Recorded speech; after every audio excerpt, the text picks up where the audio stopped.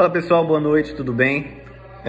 Como vocês sabem, a instituição aí nós estamos tomando medidas de prevenções contra esse Covid-19 e a instituição ela pediu para nós estarmos gravando esses videozinhos curtos de 30 minutos falando sobre determinado assunto para vocês não ficarem esse tempo aí ociosos, né? Nossa matéria, Direito Processual do Trabalho, eu vou lhe falar hoje sobre um assunto bem interessante, jurisdição e competência. Eu quero que você preste bem atenção na questão da competência. Por quê? Competência, meus caros, é um assunto que cai, bomba na tua prova da ordem. Todo exame da ordem em matéria processual trabalhista tem essa questão. Como eu só tenho 30 minutos, eu não posso adentrar muita coisa. Então vamos lá, nós vamos começar falando o que é a jurisdição e depois nós falamos da competência. Só para você entender um pouco da competência, você tem que saber o que é a jurisdição. E a jurisdição, desculpa o ambiente, eu não tenho... Olha, rapidamente...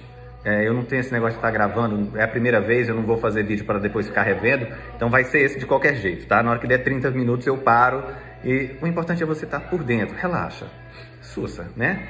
Então vamos lá, jurisdição. Jurisdição o que é? É o dever, o poder, a função ou atividade do Estado. Esse Estado ele é representado por uma pessoa física. Quem é essa pessoa física? Que a gente fala no direito, o Estado juiz. Lembra-se disso? Pois é, esse cara dotado de imparcialidade, ele substitui a vontade das partes, aplicando o direito material. Professor, o que é direito material? Cara, o direito material, se você chegou até aqui e ainda não sabe, está na hora de saber. Direito material, por exemplo, hora extra, é um direito material. Isso, claro, vamos falar só dentro do nosso cenário, né? O cenário trabalhista. Aqueles direitos esculpidos no teu artigo 7º da Constituição Federal, aquilo tudo é direito material. Claro que é. Então, vejam bem, ele vai aplicar o direito material ao caso concreto. E aí você vê que essa função estatal, ela é una e indivisível e tem como aplicação aí, tem como objetivo, né, a aplicação do direito material no caso concreto, solução dos conflitos, né? Professor, ok, jurisdição, tá, é isso que você me disse. Mas como eu vejo a jurisdição? Gente, qual é o órgão? Quem é que decide? Quem é que pode? Quem é que tem competência para decidir um caso? Não é o juiz? O juiz, então, ele é o órgão investido de jurisdição, tá bom? Fica tranquilo, cara. Tem algumas coisinhas que a gente deve relevar sobre jurisdição, que são os princípios fundamentais. E aí tem uma porrada, eu vou citar alguns para vocês, a gente fala rapidamente. Por exemplo, o princípio da inércia. Lembra daquele princípio que fala que o juiz ele não pode promover o processo? Eu já te falei isso várias vezes, porque ele de fato é importante, cara. Entenda, o princípio da inércia também está esculpido nos fundamentos da jurisdição. Desculpa, eu tô voado hoje. Tem esse princípio... A parte que tem que promover o processo, o Estado ele deve aguardar. É claro que nós temos algumas exceções, que são ações incondicionadas em outros cenários, né? Mas nós temos também o princípio do juiz natural. Lembra do princípio do juiz natural? Que diz assim, não haverá tribunal de exceção. Aí o pessoal que gosta muito do latim, ad hoc, né? Eu não sou muito fã do latim.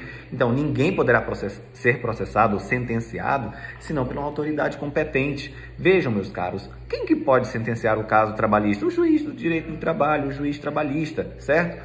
Igual lá na tua 112 fala, o juiz tem a classificaçãozinha, né? Legal. Vamos mais, vamos seguir. 30 minutos é muito pouco, cara. Outro princípio muito bacana, eu já disponibilizei esse material, você pode acompanhar essa videoaula pelo material, ok? E o princípio da publicidade. O princípio da publicidade fala que todos os atos, né, do magistrado, eles podem ser públicos, todos os julgamentos, bem como todas as decisões que estão que ser fundamentadas. Aí tu tem que te lembrar o seguinte... Existem alguns casos que o magistrado, ele pode, eu acho que ele deve, né? Ele pode reservar a presença apenas das partes e dos seus advogados. Por que isso? Para preservar o direito da intimidade, tá bom? Então nós temos o princípio da publicidade aqui também e tem o princípio da inafastabilidade da jurisdição. Aí dependendo da doutrina, tenha cuidado, é o princípio do direito de ação, do acesso à ordem, né?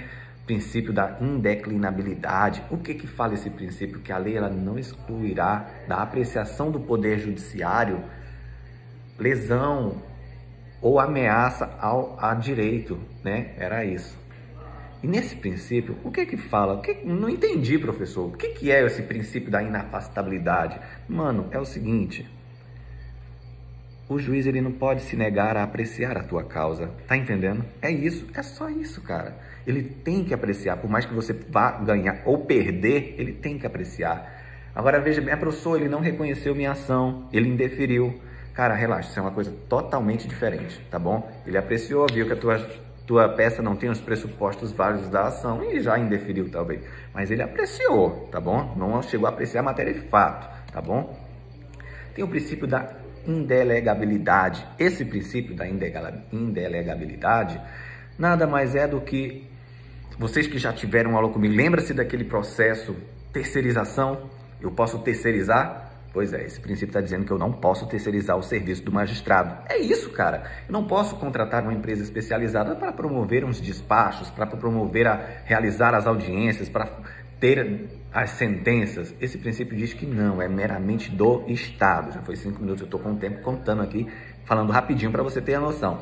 O princípio da inevitabilidade. Veja, esse princípio é muito legal. Por quê? Vejam bem, meus queridos. Neste princípio, a parte ciente dos seus direitos procura a justiça.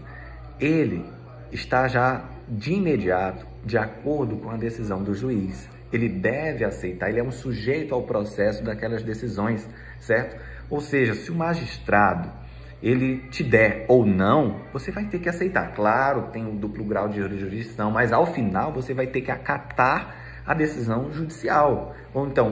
Ou seja, no momento que você promove a sua ação, você vai ter que aceitar a decisão, por mais que não seja favorável ao teu interesse, tá? E temos o princípio da investidura regular. Esse princípio aqui só fala o seguinte, cara. Investidura regular. O cara, para poder ser magistrado, tem que hoje prestar concurso, né? É isso, é aquele cara que, olha, para você ser um competente, ter jurisdição, você tem que prestar prova da magistratura. Você tem que ser aprovado nas suas 6 fases. Aí tem que lembrar apenas o 5º constitucional, né? Que aí nós temos os juízes, que são juízes nomeados aí, não prestaram concurso, certo? Cuidado com pegadinhas nisso, né? Lembre-se disso, lembrar da regra do 5º constitucional, que não é apenas para a ordem, mas na seara trabalhista, o pessoal do Ministério do Trabalho e Emprego também, Ministério Público do Trabalho, desculpe. E o princípio da aderência. Esse princípio da aderência ao território, vejam bem, um tribunal exerce jurisdição em todo tribunal superior, né? Exerce jurisdição em todo o país. E aí nós temos dentro desse tribunal uma organização para poder dar competência limitada a cada um, certo? Então o princípio da aderência ao território nada mais é do que o juiz ter a sua competência limitada, ou seja, TST, âmbito, né, nacional. O Tribunal Regional da 8ª Região, que é Pará e Amapá, seria no estado apenas do Pará e Amapá. Seria não, né? E aí o juiz do trabalho, ou como algumas doutrinas chamam, e eu acho que a correção muito bacana, varas do trabalho, decorrente ali basicamente nas comarcas que forem abrangidas por ela, tá ok?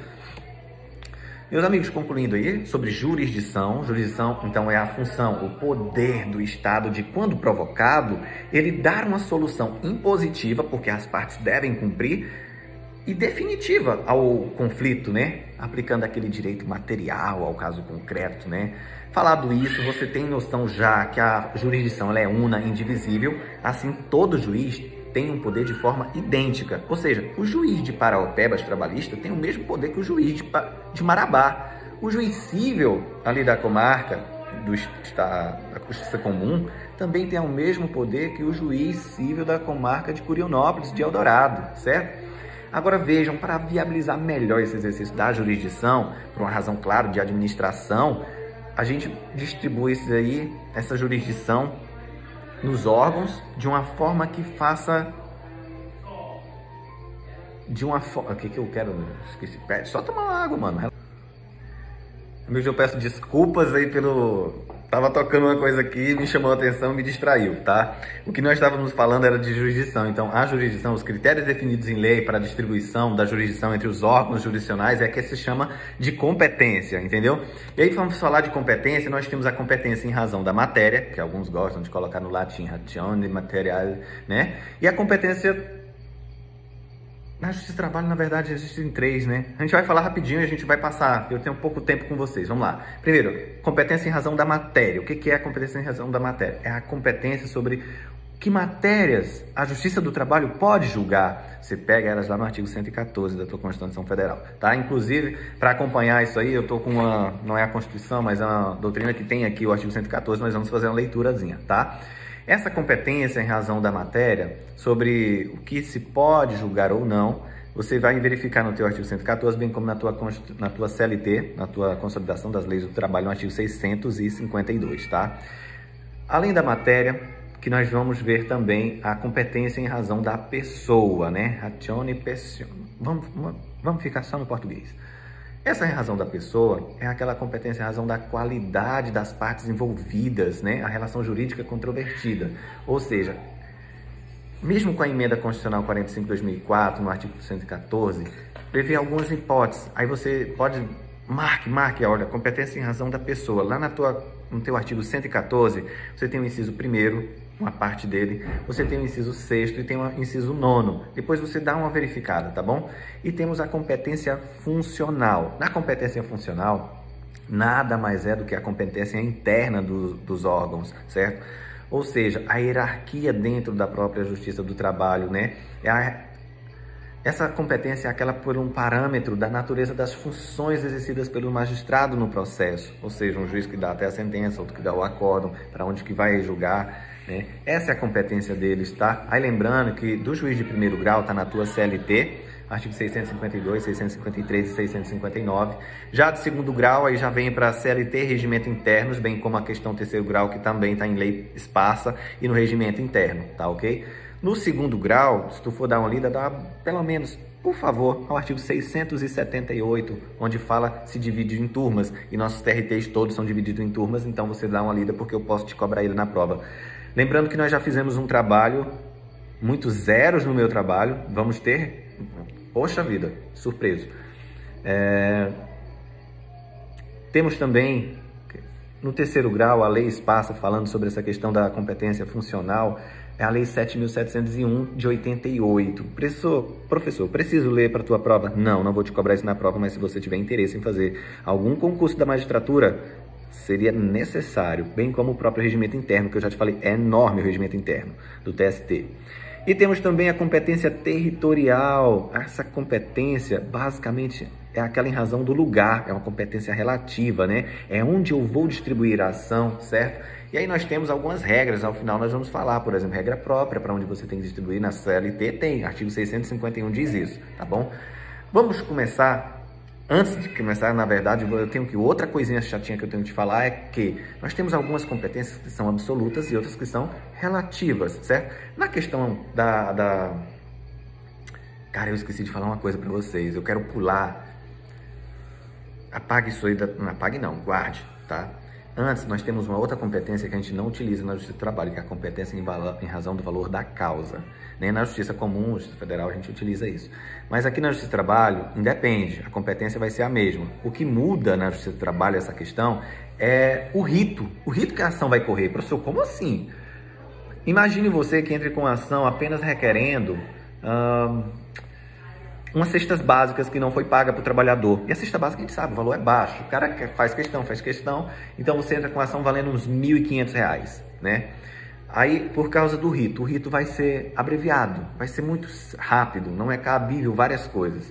Então, nesse primeiro rito, até 2 salários mínimos, é aí que nós temos uma diferença dos ritos.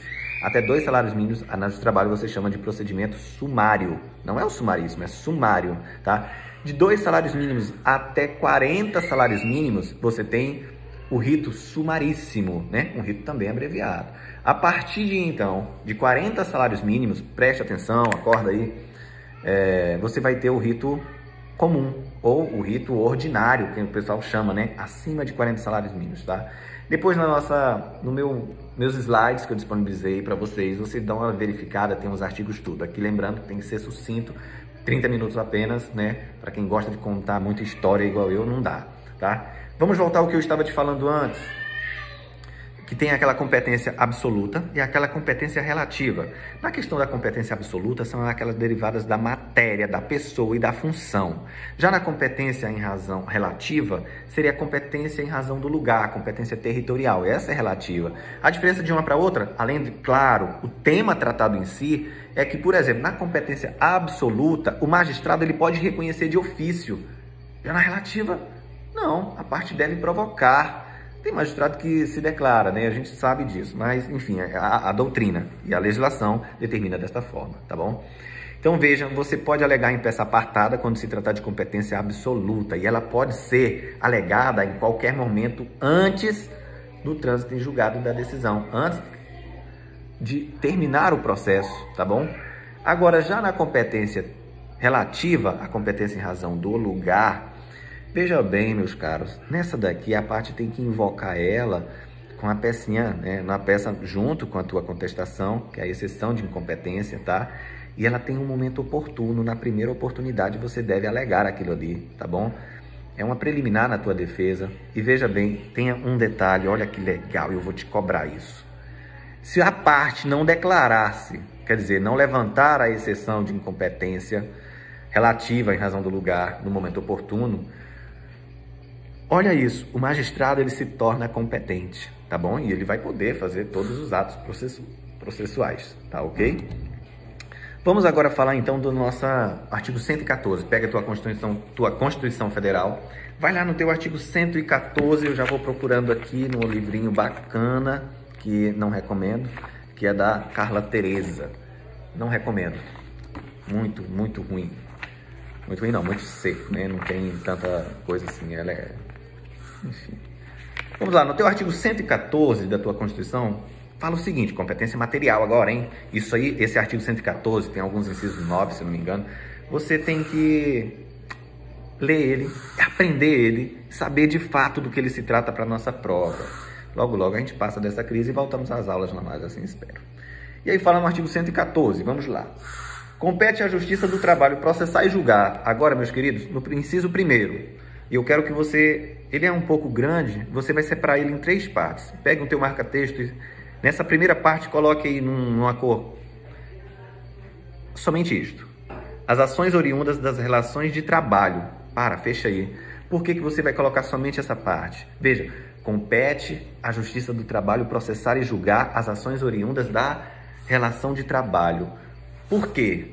Não era assim, professor? Não, antes da emenda constitucional 45 de 2004, não era assim. Competia somente à Justiça do Trabalho processar e julgar ações oriundas de relações de emprego. Relações de trabalho é gênero. Relações de emprego, não é gênero, é espécie. E o que entra aqui nessa relação de trabalho? Cara, pode entrar o trabalhador autônomo, pode entrar aqui o trabalhador avulso, trabalhador eventual, pode entrar o trabalho voluntário, questões de estágio, uma vasta gama.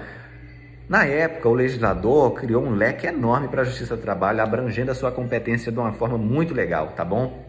Mas tenha muito cuidado. Nem toda relação de trabalho também vai ser competente pela Justiça do Trabalho. Imagine a seguinte situação comigo aqui. Um médico faz um contrato com o cliente, prestar um serviço, um trabalho, vai prestar um trabalho, qual é? Fazer a consulta, decorrente da consulta, verificou a necessidade de uma cirurgia. Olha, eu vou fazer esse trabalho. Fizemos um contrato, ele vai prestar o trabalho, certo? Neste caso aí, meus queridos, prestem bem atenção. Imagine que o cliente não paga. O médico prestou um trabalho para ele, fez ali, né, uma relação de trabalho. O médico pode cobrar na Justiça do Trabalho aqueles honorários? E aí, pode ou não? Imagine a seguinte situação também. Um advogado, bem na nossa área, um advogado trabalhista, representa uma empresa, porque se fosse reclamante, os honorários iam sair na conta, o alvará seria por nome do advogado. Então vamos pegar de empresa. E ele cobrou da empresa R$10.000 para fazer a defesa, acompanhar e o recurso até segundo grau. A empresa ficou enrolando, o processo tramitou, acabou, ok, e o cara não pagou o advogado. Nesse caso, os honorários advocatícios podem ser cobrados onde? Na Justiça do Trabalho ou na Justiça Comum? Ali você tem uma relação de trabalho, o cara fez um trabalho. Vejam, nesses casos, vejam bem, a tendência da jurisprudência nosso do Brasil, TST tem decidido, bem como também a doutrina tem se manifestado, principalmente Leone Pereira, muito bom, é que não será da Justiça do Trabalho quando a relação de trabalho equiparar-se a uma relação de consumo.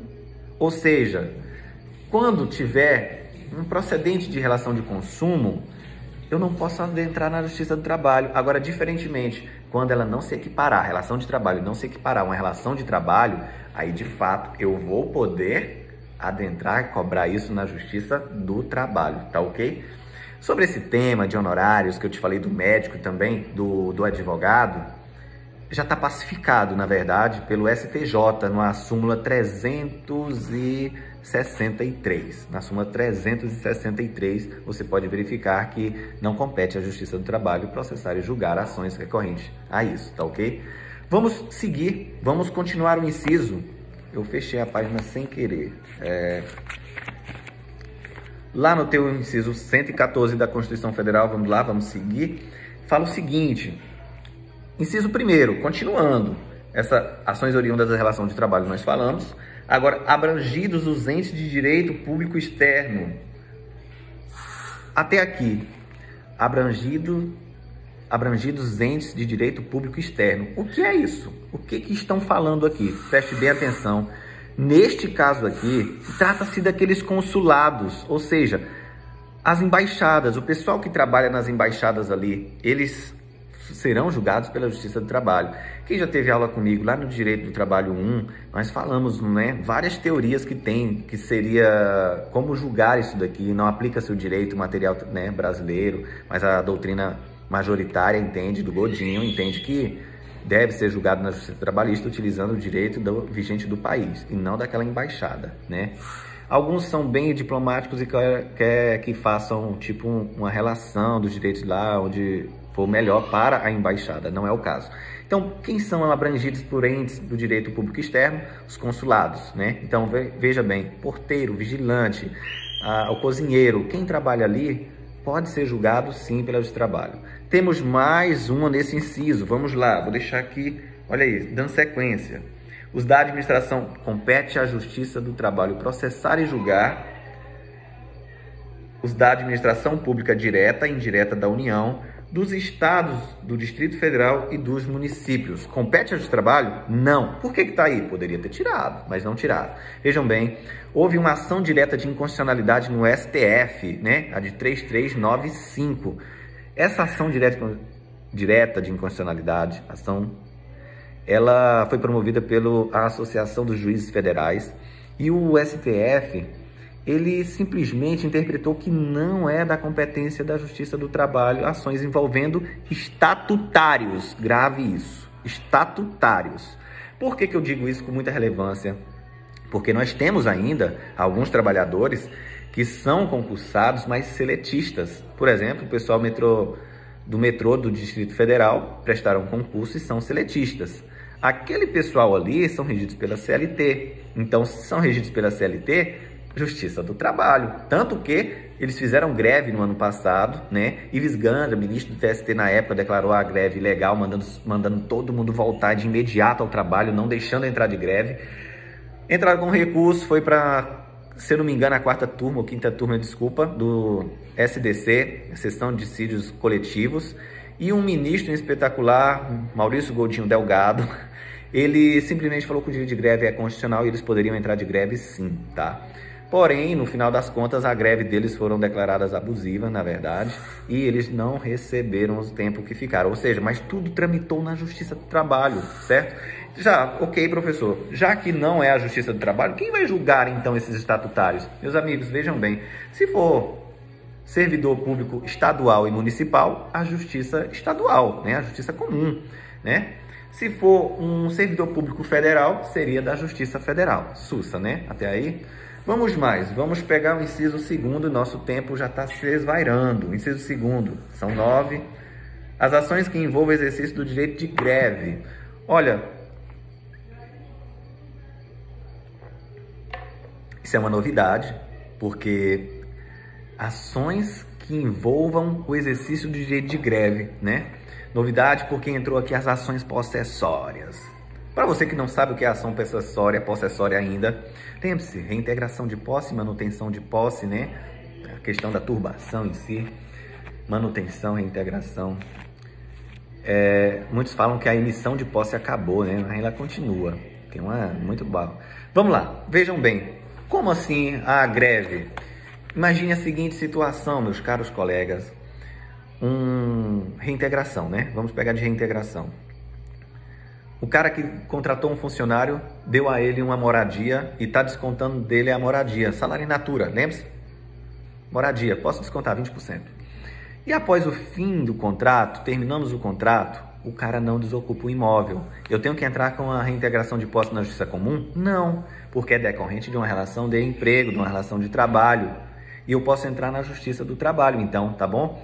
Eu quero te lembrar só a questão do seguinte: imagina uma greve, os caras adentraram a fábrica, não deixa ninguém entrar, acabou-se um tumulto, e ali teve um certo desentendimento entre um e outro, e neste desentendimento, um puxa uma faca e acaba acertando a pessoa sem querer, bem na jugular.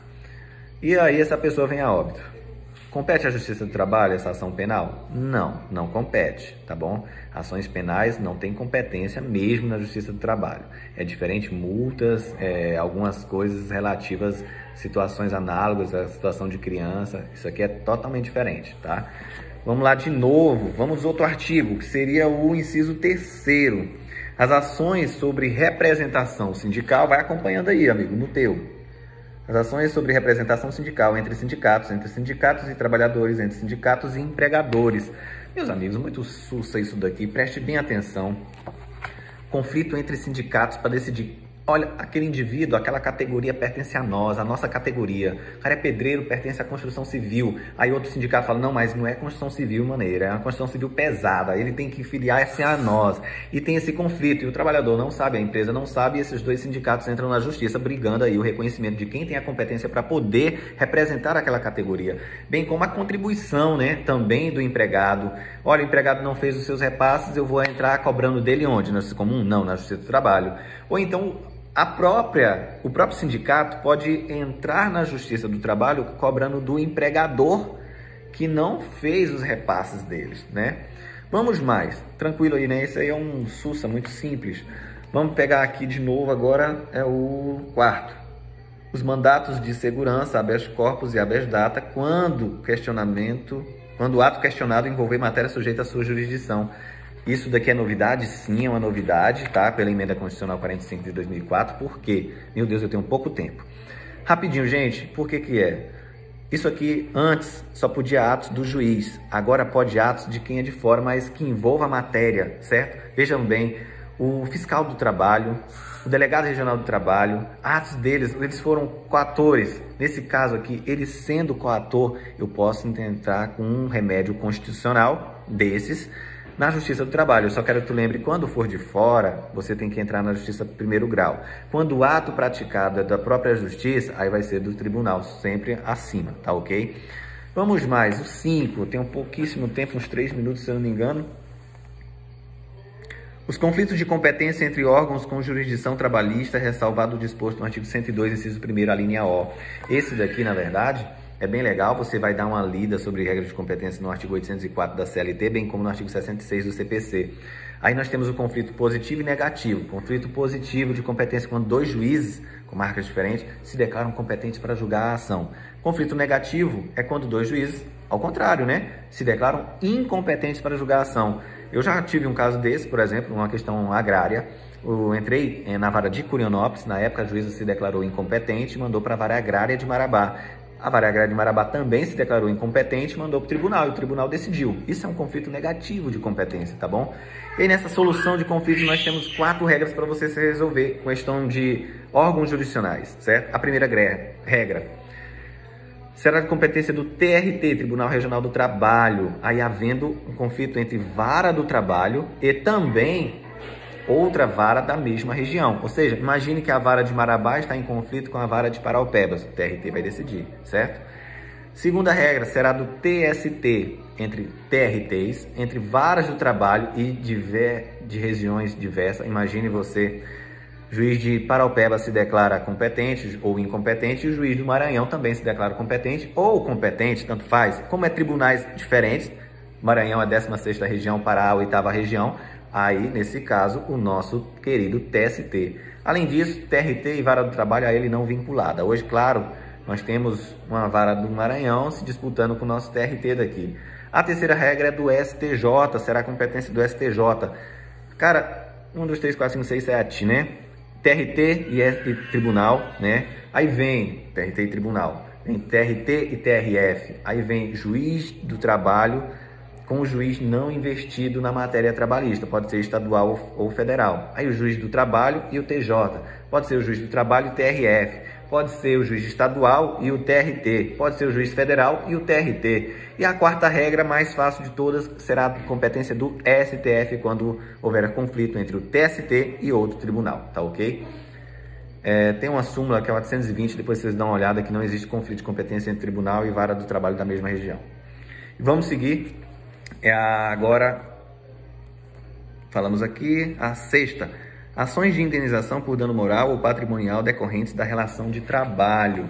Nesse daqui, é novidade? Não, não é uma novidade, porque a Justiça do Trabalho já julgava, mas não havia na lei, havia sim na jurisprudência. Então, depois, codificado, ficou muito bonito na letra, ficou mais tranquilo. Não tem mais alegações de incompetência decorrente disso, né? Eu só queria adentrar uma coisa que vocês têm que ver bem, é que não confunda com ações acidentárias do INSS. O cara que está recebendo do INSS um valor menor no seu benefício e querer entrar na Justiça do Trabalho. Não é competente, tá bom? Depois vocês dão uma lida também na súmula 392 do TST, é muito importante, que fala que a Justiça do Trabalho é competente para julgar, inclusive, os valores, um funcionário que foi morto, a pessoa, os dependentes ali, né, os seus dependentes sucessores podem entrar ali requerendo. Isso é muito legal, tá bom? Vamos para agora aqui na sexta, né? Vamos lá. Sétima, inciso 7º.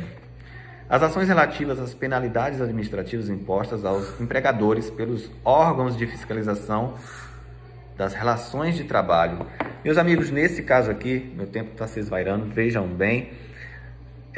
Imagine que o fiscal do trabalho multa uma empresa, ela não pague, né, tenha que cobrar judicialmente, vai cobrar onde? Na Justiça do Trabalho, certo? É isso. Eu vou acelerar porque me parece que é só 30 minutos que a instituição permite. Então vamos seguir. Execuções de ofício das contribuições sociais que proferir. Não, é isso não. Das execuções de ofício das contribuições sociais previsto no artigo 195, inciso A, inciso 1, a linha A, inciso 2 dos seus acréscimos legais decorrentes das sentenças que proferir. Vejam bem, a Justiça do Trabalho, ela já existia uma previsão dela poder cobrar isso com a emenda constitucional número 20, muito antiga.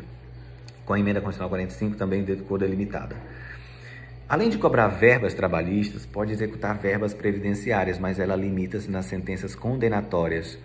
Nas declaratórias, não será da Justiça do Trabalho pedir essas contribuições. Se o cara quer o reconhecimento do vínculo, aquela coisa toda, não vai ser da Justiça do Trabalho. Ele pode até reconhecer. Aí o cara vai ter que ir na Justiça competente, que seria a Justiça Federal, tá ok? A nona. Não, é a nona. Outras controvérsias decorrentes da relação de trabalho na forma da lei. Isso daqui, vejam bem, na verdade, o legislador aqui quis mostrar que o leque da Justiça do Trabalho é um pouco maior, certo? Ela pode abranger outras situações. Aqui, por exemplo, cobranças contra o órgão gestor de mão de obra, né? O órgão que contrata portuário nas instalações. Aqui a gente não tem muito dessa relação porque a gente não tem. Então ele pode entrar na Justiça do Trabalho para cobrar ali, bem como o cara vinculado ao órgão, mas como a empresa que contratou o órgão, certo? E aí, meus queridos, falando rapidinho, eu vou extrapolar, 40 minutos com vocês, vou extrapolar. Vamos falando de competência trabalhista. A dúvida seria onde eu posso ajuizar a ação. Tema muito relevante, regra. Artigo 651 leia 651 da tua CLT. Fala o seguinte, vou botar aqui do lado. A competência das juntas de conciliação e julgamento, quando ele fala no teu artigo, na tua CLT, poderia ter mudado, não mudou, leia-se juízes do trabalho. Ou se preferir varas do trabalho, mas o certo seria juiz do trabalho. É determinada pela localidade onde o empregado, reclamante ou reclamado prestar serviços ao empregador, ainda que tenha sido contratado no outro local ou no estrangeiro. Veja bem, a competência, a regra, qual é a competência? Local da prestação de serviço, está lá no teu caput do artigo 651. Claro que nós temos exceções. Então vejam bem, se eu fui contratado em Paraupebas e trabalhei lá em Altamira, eu tenho que promover minha ação em Altamira, certo? É isso. Vamos para a primeira exceção que está lá no inciso 1º, que fala o seguinte, essa aqui nós vamos dividir em duas partes. Quando for parte do dissídio, agente ou viajante comercial, a competência será da junta da localidade em que a empresa tenha agência ou filial e o empregado esteja subordinado. A primeira parte é essa. Vejam bem, o cara trabalha em várias localidades, várias regiões. Ele é um agente comercial, sabe? Aquele cara que gosta, representante comercial, hoje o nome mais adequado seria esse. Imagina ali na Baixada Santista, onde tem várias cidades ali. Pega naquela região metropolitana. Então esse cara, ele é subordinado a uma filial, ele tem que promover a ação dele, por mais que ele trabalhou em várias, aonde ele é subordinado, naquela agência ou na filial. Aí na parte final do teu artigo, do parágrafo 1º do artigo 651, fala o seguinte, na falta, será competente a junta se fala a Justiça do Trabalho, a vara do trabalho, vamos ler agora com o nome vara, só para ficar claro. Na falta, será competente a vara do trabalho da localização em que o empregado tenha domicílio ou localidade mais próximo. Veja bem, esse cara ele é um viajante, né, trabalhador viajante, um representante comercial que trabalha em diversas localidades, e este cara não é subordinado a uma agência. Eu não estou te falando que ele não tem subordinação, estou te falando que ele não é subordinado a uma determinada agência ou filial. Nesse caso aqui, vai ser competente o domicílio dele, e na falta de vara no domicílio dele, a mais próximo. É isso que está falando. Segunda exceção, parágrafo 3º do artigo 651. Vamos lá? Acorda aí, amigo. Aguenta, tá terminando. Fala o seguinte, vamos lá. Em se tratando de empregador que promova a realização de atividades fora do local do contrato de trabalho, é assegurado ao empregado apresentar reclamação no foro da celebração do contrato ou no da prestação do serviço. Mano, muito simples. Aqui está falando daquelas empresas itinerantes, aquelas empresas que prestam serviço em diversas localidades. Por exemplo, equipes de rodeios, teatros, circos, parques, feiras agropecuárias que fazem apresentação em diversas localidades. Essa galera aqui, ele pode promover a ação dele ou na celebração onde ele celebrou o contrato ou onde ele prestou serviço. A escolha é dele. O juiz não pode se declarar incompetente neste caso. A escolha é do reclamante, tá ok? Onde ele celebrou o contrato ou onde ele prestou serviço. Ele não pode ir nenhuma dessas fases. Ah, trabalhei em 15 lugares. Escolha. Ah, só trabalhei 7 dias no ano. É tu que escolhe. Tu que escolhe e tu que vai promover lá, tá bom? E tem aí o parágrafo 2º do artigo 651 que a gente vai falar agora, que ela não é uma exceção, é só um caso à parte, que fala que é o trabalhador estrangeiro, né? Ou seja, o trabalhador que labora no estrangeiro. Fala o seguinte, vamos ler. A competência da Justiça do Trabalho, que está lá escrito Junta de Conciliação e Julgamento, erradamente, deveriam ter mudado. A competência dos juízes de primeiro grau, estabelecida neste artigo, estende-se aos dissídios ocorridos na agência ou filial no estrangeiro, desde que o empregado seja brasileiro e não haja convenção internacional de dispenda ao contrário. Ou seja, primeiro, o cara tem que ser brasileiro, tem que trabalhar no estrangeiro. Segundo, para o juiz daqui se declarar incompetente, não pode haver uma convenção internacional prevendo um foro para promover a solução daquela lide, certo? Sabe quando você faz um contrato civil e aí você elege um foro ali? Aquele elegendo o foro é cabível, tranquilo. Imagina nesse caso aqui também exista, tá bom? Eu queria mais, última coisa, terminando. OJ 149 fala, não cabe declaração de ofício de incompatibilidade territorial no caso do uso pelo trabalhador da faculdade prevista no parágrafo 3º do artigo 651. É mais ou menos isso. Ou seja, se o cara ele trabalhou em diversas localidades, não pode o juiz se declarar incompetente. Ele fica a critério dele escolher, desde que ele seja um indivíduo que trabalha em diversas e não tenha subordinação específica à agência ou filial. Galera, desculpa a demora, eu sei que o vídeo ficou grande, é a primeira vez que eu faço isso, não ficou legal, mas a gente vai se acostumando, tá bom? Um abraço a todos, fiquem firmes e não peguem esse treco aí dessa virose não, dessa Covid-19 não. Um abraço a todos.